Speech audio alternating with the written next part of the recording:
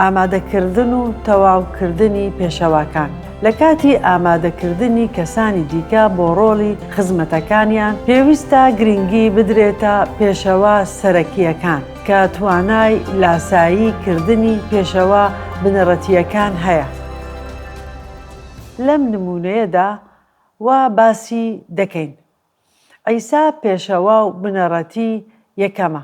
کەسەکانی دەوروبەری بە تایبەت قوتابیەکانی پێشەوا بنەڕەتین کە عیسا خەریکە ئامادەیان دەکات. بەڵام لە نێو ئەو 12 پیاوە کەسێک هەیە عیسا بە شێوەیەکی کردەیی ساز و ئامادەی دەکات بۆ ئەوەی ڕۆڵێکی زۆر جیاواز و تایبەتی ببێت. بێگومان ئەو قوتابیە ناوی پەترۆسە. ئەوەی ڕوویدا کە دوای پەرجووی تێرکردنی 5,000 پیاوەکە جگە لە ئافرەت و منداڵان کە لەوێ بوون، عیسا داوای لە قوتابیەکانی کرد بچنە نێو بەلەمەکە و پێشی بکەون چونکە عیسا چووە سەر چیاکە بۆ ئەوەی نوێژ بکات. دیارە عیسا چووە سەر لووتکەی چیای خۆزگەکان بۆ نوێژکردن. بەڵام دڵنیاش نین ئەگەر لەوێ نوێژی کردبێت. دوای ئەوە ڕەشەبایەک هەڵیگرت نزیکەی 1.5 کیلۆمەتر دوور لە وشکانی بەلەمەکەی پاڵنا. پانی دەریاچەکە نزیکە 13 کیلۆمەتر بوو. لەوانەیە بیریان کردبێت لەوەی بگەڕێنەوە بۆ کەفەرناحوم. بەڵام ڕەشەبا و شەپۆڵەکان دووری دەخستنەوە لەو ڕێگایە کە پێویست بوو پێی بڕۆن. بە هەموو هێزیانەوە سەوڵیان دەدات بۆ ئەوەی لەسەر ڕێگاکەیان بمینێنەوە. بەڵام دوای ئەوە عیسا هاتە سەریان و لەسەر دەریا دەڕۆیشت. ئەوەش نزیکەی کاژێری 3 بەیانی بوو. جا قوتابیەکان وایان زانی خێوە. کتێبی پیرۆز لە ئەنجیلی مەتا بەشی 14 و ئایەتی 26 و 27 دەڵێت: دەتوانی ناونیشانی هەڵوێستێکی زۆر ترسناکی بۆ دابنین. کاتێک قوتابیەکان بینیان بەسەر دەریاچەکەدا دەڕوات، شێوان و گوتیان: ئەمە دێوەزمەیە. لە ترسانیشدا هاواریان کرد. دەست بەجێ عیسا قسەی لەگەڵ کردن. بێگومان کاتێک عیسا قسەی لەگەڵ دەفەرموو بە دەنگی بەرز هاواری دەکرد چونکە لە ناوەڕاستی ئەو هەموو ڕەشەبا و شەپۆڵانە بوو. ورەتان بەرز بێ، ئەوە منم، مەترسن. دیارە قوتابیەکان لە گوماندا بوون، لەوانەش پەترۆس کە لە ئایەتی 28دا دەڵێت. پەترۆس وەڵامی دایەوە: گەورم، ئەگەر تۆی فەرمانم پێ بدا بەسەر ئاوەکەدا بێمەلات. دووبارە بۆ ئەوەی نواندنی دیمەنەکە بکەینەوە پێویستە بە بەرزترین دەنگ هاوار بکەن تا گوێیان لە یەکتر بێت. فەرمووی: وەرە. پەترۆس لە بەلەمەکە دابەزی و بەسەر ئاوەکەدا ڕۆیشت و بەرەو لای عیسا بڕێکەوت. ئاسان نییە بیر لەو ئەزموونە بکەینەوە. بەڵام کاتێک توندی بایەکەی بینی، ترسا و خەریک بوو، نقوم دەبوو. هاواری کرد: گەورم، ڕزگارم بکە. عیساش یەکسەر دەستی درێژ کرد و گرتی و پێی فەرموو: کەم باوەڕ، بۆچی گومانت کرد؟ لێرەدا عیسا جەخت دەکاتە سەر ئەم پیاوە پەترۆس تا فێری بکات کە دەبێتە پێشەواییەکی ڕووحی بە تایبەت بۆ نێردراوەکان لە قۆناغی دامەزراندنی کڵێسا. وا لە ژیانی ڕووحیەکەیدا ڕووبەڕووی ڕەشەبایەکی زۆر دەبێتەوە. بۆیە عیسا گەشە بە باوەڕی دەکات. لەگەڵی دەدوێت و دەفەرموێت کە سەرکەوتنە ناو بەلەمەکە ڕەشەباکە وەستا. ئەوانەی لە ناو بەلەمەکەدا بوون کرنۆشیان بۆ برد و گوتیان: بەڕاستی تۆ کوڕی خودای. ئێستا قوتابیەکانی دیکە لە نێو بەلەمەکەدان. بۆیە کاتێک عیسا قسەی دەفەرموو، یەکێک لە قوتابیەکانی فێر دەکرد. وەکو پەترۆس ئەوە لەگەڵ هەموویان دەدوا. زۆر جار عیسا بەم شێوازە فێری دەکرد.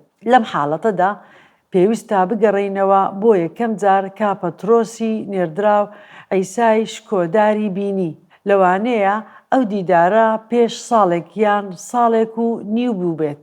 بەڵام ئێمە لەبیرمانە کە یەکەم دیدار نێوان پەترۆس و عیسا لە ئۆرشەلیم بوو. پێشتر پەترۆس عیسای نەبینی بوو، نەیدەناسی.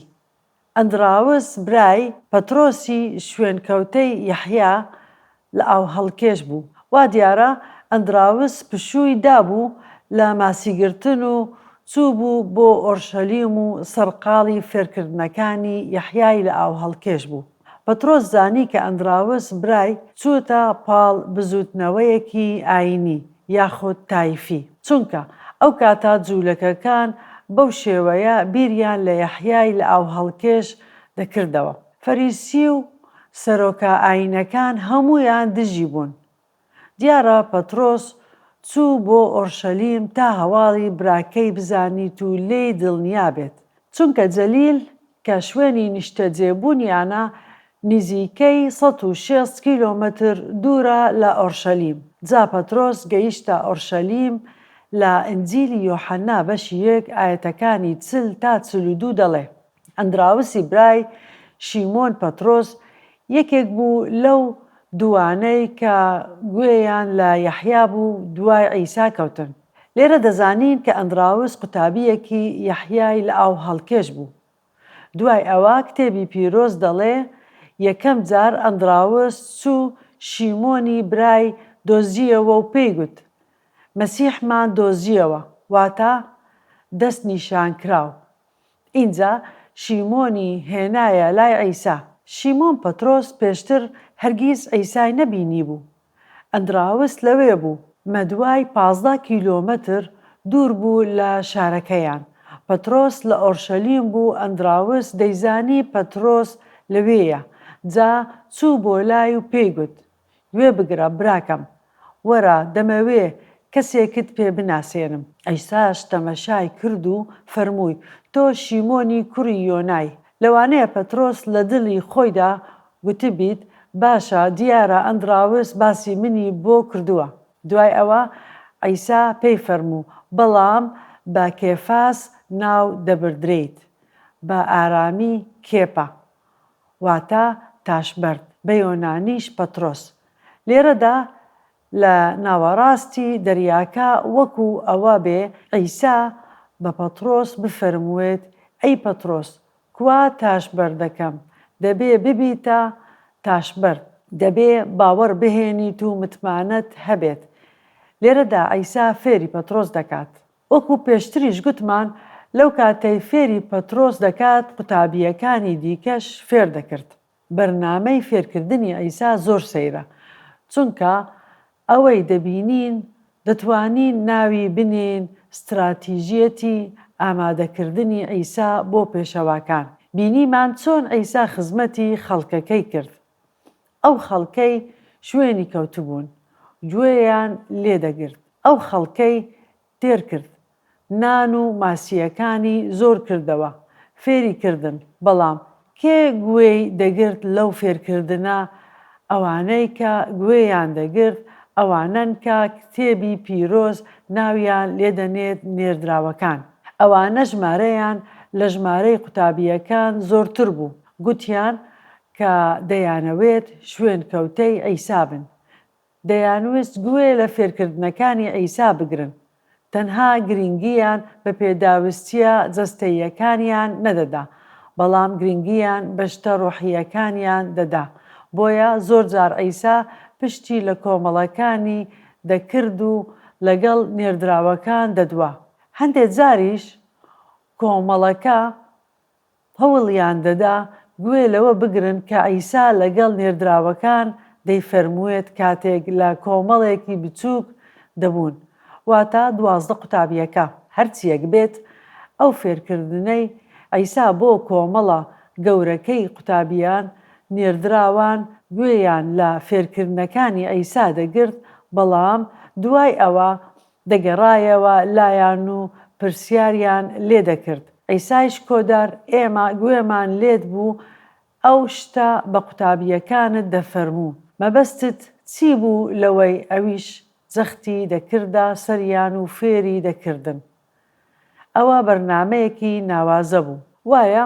بەڵام لەو نێردراوانە بازنەیەکی ناوەخۆی نزیک هەبوو کە بریتی بوو لە پەترۆس و یاقوب و یۆحەنا، هەندێک جاریش ئەندراوس. هەرچەندە ئەندراوس هەندێک دوورتر بوو لەو پەیوەندیە، بەڵام دەبینین ئەیسا پەترۆس و یاقوب و یۆحەنای دەبردا لایەکەوە و فێری دەکردن. هەندێک جاریش ئەیسا قوتابیەکانی دیکەی بەلاوەدەنا. لەوانەیە ئەوانەی کە لەگەڵ ئەیسا دەچوون دەگەڕانەوە لای قوتابیەکانی دیکە و دەیانگوت وەرن بزانن ئەیسا چی فەرموو، کەواتە کە ئەیسا لەگەڵ کۆمەڵێکی بچووکتر خزمەتی دەکرد، بەڵام دوای ئەوە جەختی لەسەر پەترۆس و یۆحەنا دەکرد. ئەوە دەبینین کاتێک گەیشتنە ئۆرشەلیم ئەیسای شکۆدار پەترۆس و یۆحەنای نارد بۆ ئەوەی خواردنی پەسخەیان بۆ ئامادە بکەن، چونکە وانەیەکی گرنگی هەبوو دەیویست فێری ئەو دوو کەسە بکات. کە دەگەینە سیپارەی کردداری نێردراوان، دەبینین دوو پێشەوە سەرەکی لەو سیپارەیە کێن؟ وەڵامەکەی پەترۆس و یۆحەنا. پەترۆسی نێردراو پێشەوا و نێردراو بوو. یۆحەنای نێردراویش هاوبەشی و هاوڵی بوو لە خزمەتکردن. کەواتە ئەیسا لە کاتی خزمەتکردنی ئەو حەشامەتە خزمەتی قوتابی و نێردراوانیشی دەکرد، خزمەتی پەترۆس و یاقوب و یۆحەنا. هەندێک جاریش پەترۆس و یۆحەنا دوای ئەوە لە ناوەڕاستی دەریاکە ئەیسای شکۆدار جەخت دەکاتە سەر پەترۆسی نێردراو. وانەکە لێرەدا تەنها بۆ پەترۆسی نێردراو نییە، بەڵام بۆ قوتابیەکانی دیکەشە سەبارەت بە باوەڕیان. کەواتە ئەم نمونەیە زۆر بەهێزە بۆ ئێمەیە سەبارەت بە ئامادەکردنی پێشەوە. ئێستا دەبێ شتێک تێبگەین. ڕێگەم پێ بدەن با پرسیاری پەیڕەوکردنتان بۆ بخوێنمەوە کە دەڵێت پۆلیسی نێردراو چۆن ئەم بنەمایەی پەیڕەو کرد پێش ئەوەی وەڵامی ئەم پرسیارە بدەینەوە پێویستە تێبگەین کە بۆ نمونە پەترۆسی نێردراو دووبارەی هەموو شتێکی نەکرد کە ئەیسا کردی، چونکە نەیدەتوانی ئەوە بکات. یەکەم شت پەترۆسی نێردراو کوڕی خوددا نەبوو، بەڵام هۆکارێکی دیکە هەیە کە نەیهێشت پەترۆسی نێردراو لاسای ئەو بەرنامەیە بکات. ئەویش ئەوەیە کە خوددا لە ڕێگەی پەترۆسی نێردراو کلێسای هێنایە کایەوە. کاتێکیش کلێسا پەیدا بوو بە نمونەیەکی نوێ بۆ قوتابی بوون. پەیوەندی بەوە هەیە کە پۆلیسی نێردراو دەربارەی جەستەی مەسیح لە نامەکەی بۆ خەڵکی ئەفەسۆس لە بەشی 4 و ئاەتی 11 بۆمانی نووسی. ئیتر مەسیح بە هەندێکیدا ببنە نێردراو، هەندێک پێغەمبەر، هەندێک مزگێنی دەر، هەندێک شوان و مامۆستا، بۆ ئامادەکردنی گەڵی پیرۆزی خۆی بۆ کاری خزمەت بۆ بنیادنانی جەستەی مەسیح. لە شوێنێکی دیکە دوای ئەمە پۆلیسی نێردراو دەڵێت کە جەستەی مەسیح بە خۆشویستن خۆی بنیاد دەنێت کاتێک هەر بەشێک کاری خۆی بکات و ئەو ئیشە ئەنجام بدات کە پێویستە بیکات. بابیر لەم شتە بکەینەوە خودی کلێسا کە هەمومان ئەندامین تیایدا. بە هاوئاوازی کار دەکەین لەگەڵ یەکتری. بریتی دەبێت لە بوونەوەرێکی زیندوو بۆ ئەوەی بنیاتی یەکتری بنین بۆ باوەڕ. ئەمەش واتای ئەوە نییە کە هەندێشت کە ئەیسا لەگەڵ پەترۆس و یۆحەنا و قوتابی دیکە کردی ئێمە ناتوانین بیکەین، چونکە خودی پۆلیسی نێردراو لاسای ئەوە دەکاتەوە. ئەوەش لە نامەکەی بۆ تیمۆساوس دەخوێنینەوە کە دەڵێت ئەوەی لە بەردەم چەندین شایەتدا لە منت بیستووە بە خەڵکی دڵسۆزی بسپێرە کە لێهاتوو بن بۆ ئەوەی خەڵکی دیکەش فێر بکەن.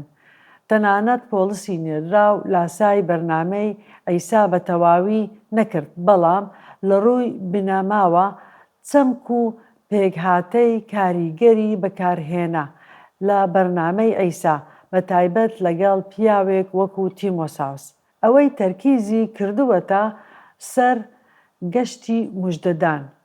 ئەو تیمۆساوسی ئامادە دەکرد، بێگومان خەڵکی دیکە هەبوو جگا لە تیمۆساوس بەڵام کەسیان وەک تیمۆساوس نەبوو لە پەیوەندیەکەی لەگەڵ پۆلیسی نێردراو کە ئامادەی کرد بۆ ئەوەی ئەویش کەسانی دیکە ئامادە بکە کە ئەوانیش ڕاهێنانی خەڵکی دیکە بکەن و ئامادەیان بکەن بۆ خزمەتکردن. کەواتە لێرەدا نمونەیەکی زۆر گرنگمان هەیە. ڕێگەم پێ بدەن بنەماکە دووبارە بکەمەوە کە لە ژیانی عیسا فێری دەبین. لە کاتی ئامادەکردنی کەسانی دیکە بۆ ڕۆڵی خزمەتەکانیان پێویستە گرنگی بدرێتە پێشەوا سەرەکیەکان کە توانای لاسایی کردنی پێشەوا بنەڕەتیەکان هەیە لە نێو کلێساکان. پێشەوا قەشا یاخود بنەڕەتی پێویستە شوانی سەرەکی جەخت بکاتە سەر ئامادەکردنی پێشەواوی دیکە ئەوانیش ببنە هاوبەش و هاوڵی لە خزمەتکردن. دەکرێت کەسانی ئاسایی بن نەک لاهوتی، بەڵام لە هەمان کاتدا پێشەوا کۆمەڵانێکی بچووک بن.